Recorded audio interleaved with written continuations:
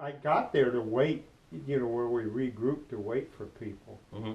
But see, I don't have anything but hearsay because I don't even remember that morning, let alone that evening. Wow. All my memories wiped out. So all I have is stories. That's probably for the best. Yeah. And one of the stories was that somebody from EMS couldn't believe I was part of that bike group because I don't wear the proper. 70, right? Or 68. 68. I remember not thinking you were 68. We were just coming out of the hospital. We were still at the hospital when this call dropped for you. So we were pretty close. Well, I couldn't have been in better hands from the beginning. I mean, from the time I fell down right through ICU and Seton, it was like That's the way it should be. one of my riders was not afraid to beat on my chest. Yeah, and Bystander CPR, which that does a whole lot. So that was wonderful. And I guess the fire truck had that big boxing glove machine. Right? The Lucas device? Yeah. Yes, sir. Yeah, we used the Lucas. So it did its job when it needed it. So absolutely. Well, I'm now up to riding a metric century. You have to explain a little more than that, 'cause I'm not Which a is rider, so I don't know much about it. That's 65 miles. Oh my goodness. In other words, 100 kilometers. I gripe about driving 65 miles. I can't imagine riding a Not bike really. 65 miles. So next is going to be a real century. Wow. My goodness. And when I do that, I'll be able to say I'm back to where I was. It's incredible. And 3 days before this happened, I was going up like this 18-degree slope to the McDonald Observatory on my bike. And I had a friend of mine riding, but he wasn't even right with me. And said something happened there, I never would have made it out of there alive. There's no way. Wow. As much as we can, the hospitals try to provide a lot of information to us. Yeah. So it's kind of hit or miss sometimes, but they try to follow up with us a lot. So, especially critically ill patients, especially. So. Well, from the time I got home, I've been, working, hard on the rehab. Good. We got to get back to that 100 mile or 100 Right. kilometer, 100 miles. Well, the cardiologist, my cardio surgeon, didn't want me back on the bike until January 15th, and I sort of bullied him and got him to, so okay, January 1st, but you better not fall. Okay, I'll try not to fall. We were driving back, my wife drove us back from West Texas, from Alpine, when we had been on vacation. I don't remember anything from that whole day. And then several days beyond that,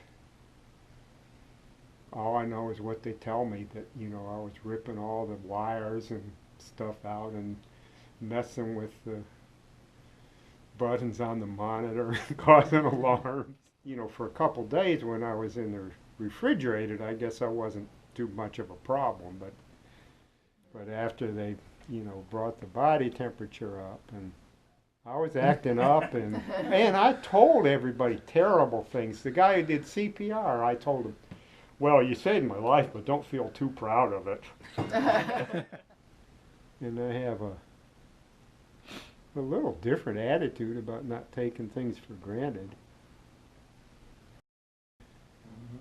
Before they let me back on the bike, I was walking a lot, and I'd cross somebody in the sidewalk, and I want to say, "This is wonderful, the sun is shining, and I'm walking down the sidewalk. Do you understand?" And so are you. Do you understand how great this is? I mean, that's what I wanted to tell everybody. I had to keep it under a little bit of control so they didn't think I was some kind of nutcase.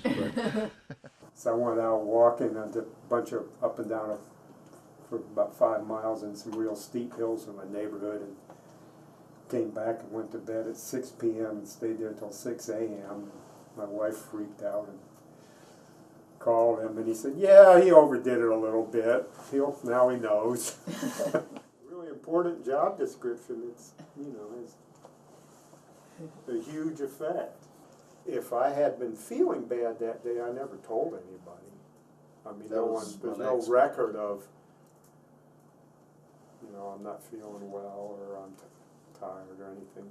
As we were taking care of business, that you just got through traveling. That's why I mentioned the plane ride. I didn't know if it was a plane ride or if it was long travel. I was in the car, my Okay, wife was so driving. some kind of travel, and then you did the bike ride. And we, talking on the way to the hospital, and after, we kind of figured it was probably a blockage of some sort, or something along that lines. Yeah. So glad to hear this. We're Because correct. I ended up with, I think it's a double bypass. Double bypass Yeah. So only the two of you were in there. on the ambulance. Yes. Okay. And then the fire crew. Yeah. Yeah, we took some of the firefighters with us on the route to the hospital. We had you on the stretcher and right to the hospital to help Was us that out. thing pounding on me? Yes, sir. Well, your heart was Well, we beating. already stopped it by that Yeah, your time. heart Yeah. was beating at that point. Yeah. As soon as your heart goes back, starts beating on its own, we actually turned it off and we let your I heart. saw that machine on Night Watch TV show and I said, It is. boy, the that same. looks like an ugly son. Yeah, we shocked him twice and then his heart started beating again. They said when I first went down that I was still breathing, but I was gasping. That's called an agonal respiration. It's typical for. It's non-productive respiration. It's just basically Kind gas. of reflex. You're not really breathing. Guppy breathing. I mean, does it allow any oxygen exchange at all? It's not Not productive. sufficient. Right. But, and then as soon as they start the CPR though, then I'm getting some oxygen. Happily riding flat out, we were at this weight up point. I don't know if Jonathan was trained in that or he just ad-libbed it. Worry if he cracks a rib or two.